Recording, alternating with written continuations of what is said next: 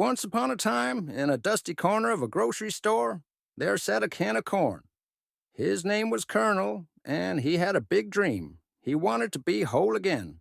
You see, Colonel had once been part of a glorious cob with golden plump kernels all lined up, full of life. But now he was just a sad, lonely can of chopped corn, and every night he'd sigh longingly at the other cans of vegetables on the shelf. One fateful evening, as the store lights flickered and the aisles emptied, Colonel decided it was time for a change. I will not spend another day as chopped corn, he thought dramatically. I want to be whole, just like I used to be. I need a plan. Colonel gathered all his courage and rolled himself off the shelf, determined to find a way back to the cob. He tumbled down the aisle, bumping into cans of peas and beans, who all gave him odd looks. "What are you doing, Colonel?" asked a can of peas, rolling its eyes. "You're a can of corn now, buddy. Accept your fate." But Colonel was undeterred. "You don't understand. I used to be perfect. Now I'm just a chopped-up mess in a can. I want to be whole again." He continued his journey through the store, narrowly avoiding a crash with a shopping cart, until he found the aisle of fresh produce.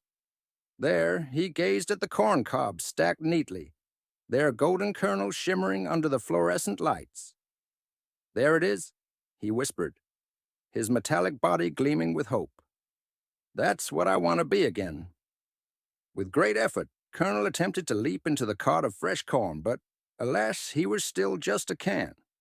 "If only I could roll myself up there," he thought, shaking his can in frustration.